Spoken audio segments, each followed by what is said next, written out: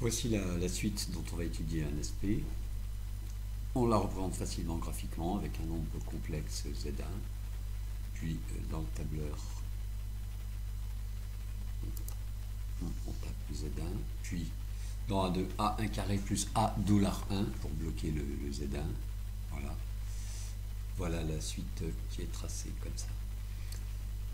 Ensuite, on a relié ici les termes successifs de la suite.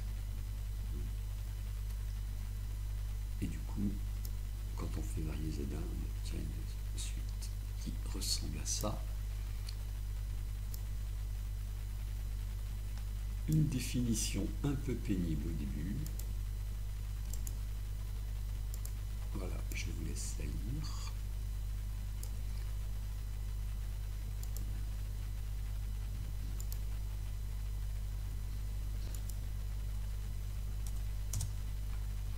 Donc, ici j'ai un point Z1. J'ai un point Z1 que j'accroche. Voilà, qui est dans l'ensemble 2, mais aussi E3, E4, mais il n'est pas dans le 5. Parce que au cinquième rang, on est sorti du disque de centre O et de rayon 2. Voilà, celui-là, ce point-là, il est dans E9. Il est dans tous les EN qui sont avant. Mais il est aussi dans E9. En voilà un qui est dans E3. Mais celui-là n'est plus dans E3, mais il est seulement dans E2. Alors j'en dessine un qui est dans E20. Voilà, ceux-là, autour de l'origine, tous ceux-là, ils sont dans tous les EN jusqu'à 20. Alors, on va avoir besoin de calcul ici. Donc ici, longueur, ça veut dire module. Alors ici, j'ai calculé le module de Z1, le module de Z2, Z3, puis les max des modules. Alors ici, c'est encore le module de Z1, ici, c'est le max du module de Z1 et de Z2, puis de Z1, Z2 et Z3, etc. Alors, représenter les ensembles N est vraiment difficile dès que N dépasse, disons, 3. Mais on va... Alors, tiens, j'allais oublier un petit exercice qui aura une importance un peu plus tard.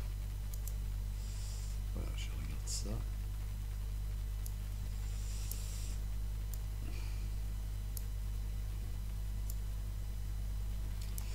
Bon, bien sûr, plus N augmente, plus les ensembles EN sont petits.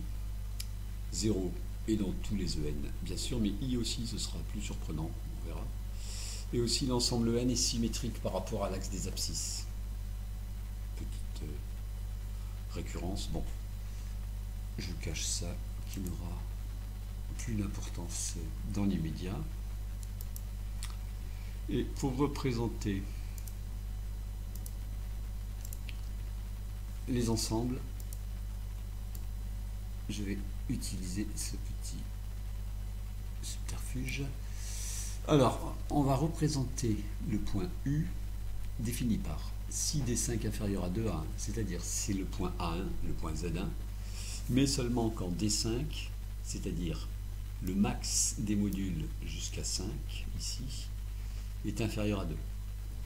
Alors, je le crée ici, voilà, j'avais copié. Je le crée, on ne le voit pas, hein. Pour l'instant, vu qu'il est confondu avec A1, voilà, il est ici. Je vais afficher sa trace. Et du coup, quand on déplace Z1, si tous les modules jusqu'à 5 sont inférieurs à 2, on trace Z1 en bleu. Ça fait le point U, et ça permet, là je trace des points qui sont tous dans E5.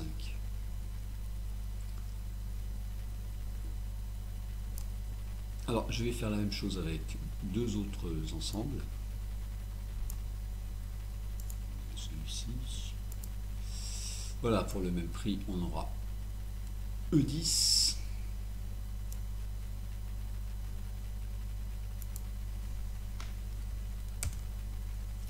Alors, ça sera le point V. qui sera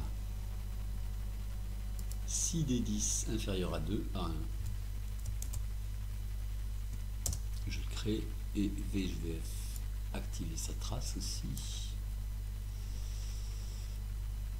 Alors il est ici. Mais je vais surtout lui donner une autre couleur. Voilà, orange. Et je vais en dessiner encore un dernier qui sera E15. Voilà la définition du point W. Je le mets ici dans la zone de saisie. Alors il s'appellera W. Si D15 inférieur à 2 à 1, d'accord, je valide ça. Et je vais représenter W, ce coup-ci en noir.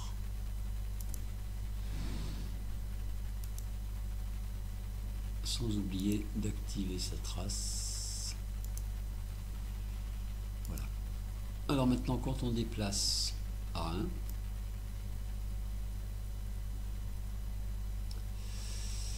il propose différentes couleurs. On va essayer de bien comprendre ce que sont ces couleurs. C'est-à-dire, on les a fait vraiment dans l'ordre. C'est-à-dire, le premier, c'était celui-ci. Donc, tous les points qu'on voit coloriés, ils sont d'abord coloriés en bleu.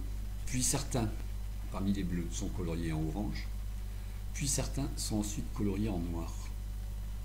Donc on n'a pas les trois ensembles E5, E10, E15, mais on a E5 en bleu, puis en orange ceux qui sont dans E10, mais pas dans E5, puis ceux qui sont dans E15, mais pas dans E10. Petit travail. Essayez de faire un coloriage de tout ça.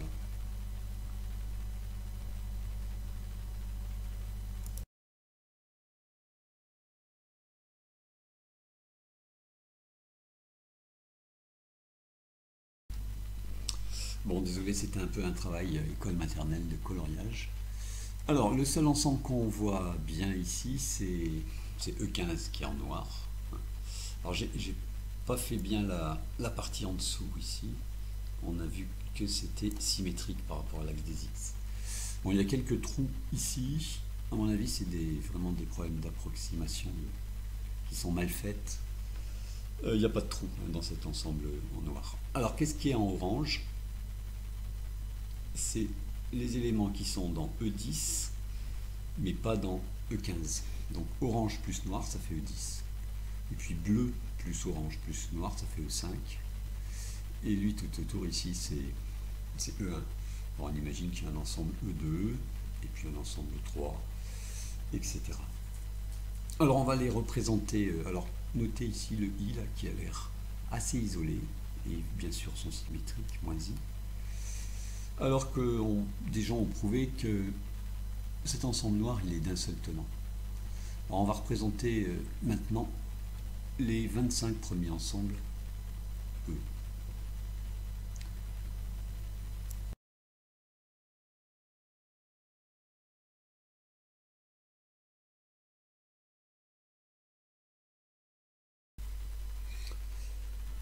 Alors, on a un curseur ici S de -2 à 1.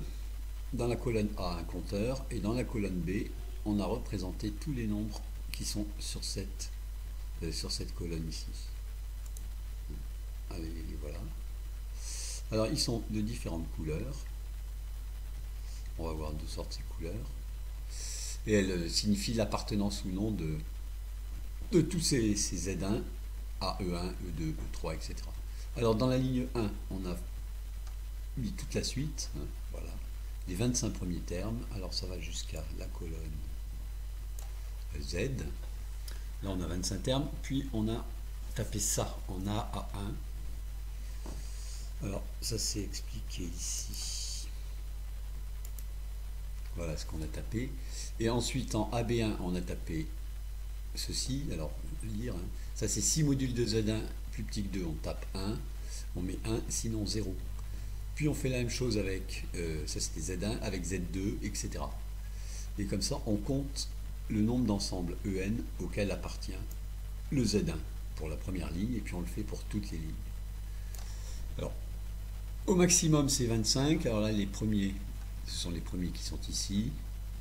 Voilà, et à partir d'un certain nombre, on n'a plus 25 bien sûr, puisqu'on a... Voilà, à partir d'ici, on a d'autres valeurs. Alors maintenant, il faut expliquer d'où sortent les couleurs. Au passage, ici, le B, il est tracé très gros. Il faudra, bon, on affichera sa trace, et puis il faudra faire des points plus fins pour avoir un dessin précis. Alors, pour ce qui est des couleurs, je les prends ici, par exemple, voilà, avec propriété, il faut aller voir dans Avancer. Alors ici, on a trois composantes rouge, vert, bleu, qui sont normalement des nombres de 0 à 1. 0 c'est noir et 1 c'est blanc. Alors ici, ce nombre AY, il faut bien penser que c'est le nombre d'ensemble N auquel appartient le Z1. Alors là, c'est à la deuxième ligne, de la deuxième ligne. Et ici, on a simplement mis comme couleur une fonction de AY1, avec le petit a qui intervient, mais c'est un détail. J'ai mis n'importe quoi, des exponentiels, un pourcentage, peu importe. Il faut différencier les points de Z1 suivant le nombre d'ensembles EN auquel ce point Z1 appartient, c'est-à-dire le nombre AY. Une fois que ceci est dit, il n'y a plus qu'à faire fonctionner le curseur S. Et c'est ce qu'on ferait dans la prochaine. Il n'y a plus qu'à faire fonctionner le curseur. Alors il n'est pas très docile. Voilà. Là il est en -2. Et aussi ici, vérifier que la trace est bien activée. Alors là elle a l'air déjà activée. Surtout, mettre le point à la taille minimum. Alors, tout est assez lent. Parce que le tableau est lourd. Ah, la trace est déjà activée. Bon. Donc je donne la vraie taille. Voilà, c'est ça. Alors, se dire que les couleurs qui sont ici dépendent du nombre AY calculé pour chaque ligne, qui donne le nombre d'ensemble N auquel appartient le Z1 de la colonne B. Donc là, il n'y a plus qu'à animer ça. Ce texte, il sert plus à rien, lui non plus.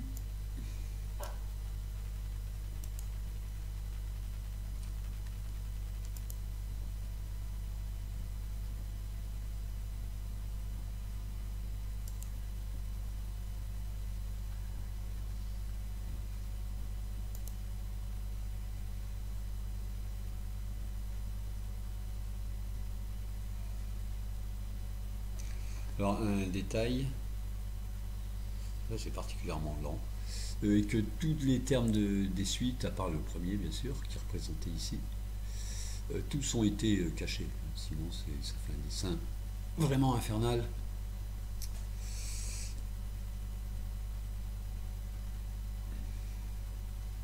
Alors, la vitesse est très lente, elle est choisie à 0,3.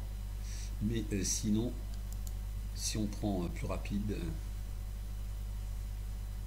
GeoGebra n'a pas le temps de tracer tous les points. Voilà, dès qu'on prend plus rapide, ça ne va plus.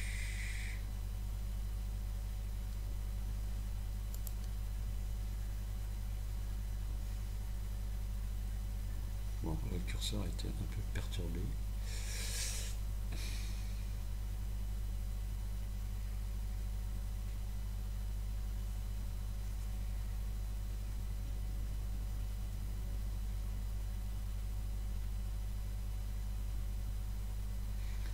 Bon, on n'est pas encore au bout.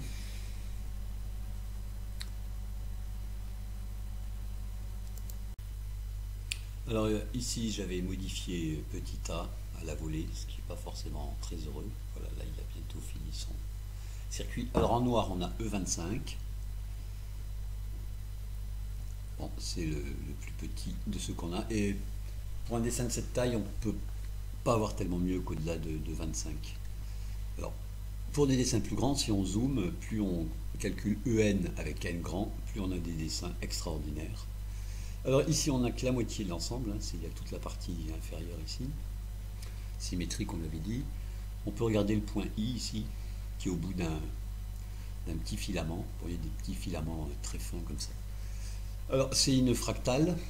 Alors, qu'est-ce qu'est une fractale? C'est l'intersection de tous les EN pour N dans l'ensemble des entiers naturels. C'est cet ensemble qu'on appelle l'ensemble de Mandelbrot, qui a été découvert par Mandelbrot vers 1980.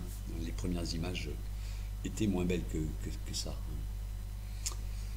Allez voir sur un moteur de recherche Mandelbrot Zoom, c'est vraiment tout à fait extraordinaire.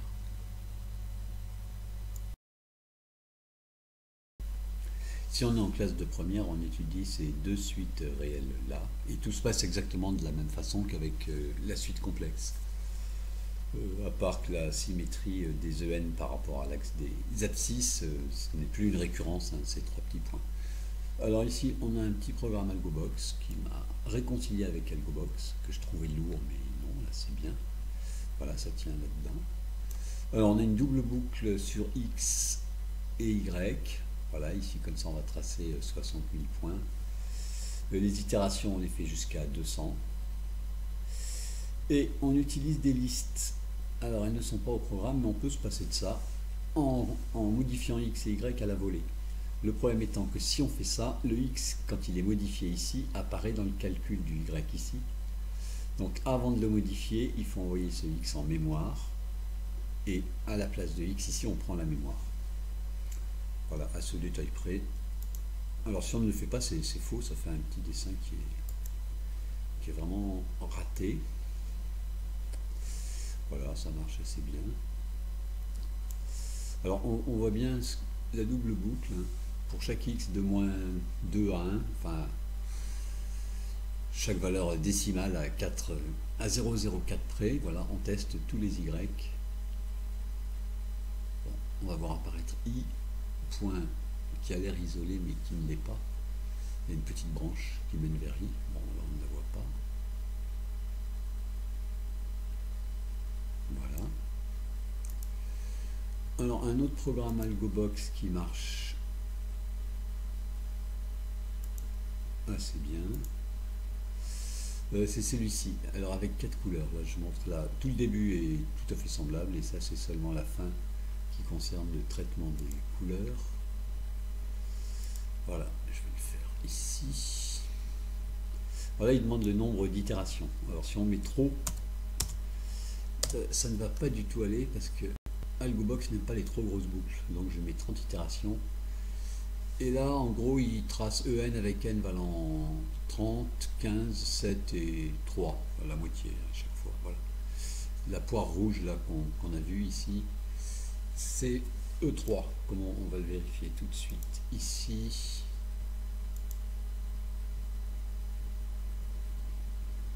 Voilà. Ici, on a peut-être 300 itérations, on commence à bien voir. Mais on voit les premiers ensembles N. Et effectivement, la poire, alors E1, le cercle, le 2. La poire, c'est bien E3. Voilà. Alors, qui ici est marqué E2 parce que on a démarré à Z0, hein, cette suite-là. Voilà, on peut voir quelques ensembles. Et en fait, quand on est à 20, 25 en fait, on est déjà très proche de l'autre ensemble, j'allais dire le vrai Mandelbrot. Personne ne peut voir le vrai Mandelbrot évidemment. On ne voit que des petits détails, des approximations de Mandelbrot qu'on a réussi à dessiner avec l'ordinateur.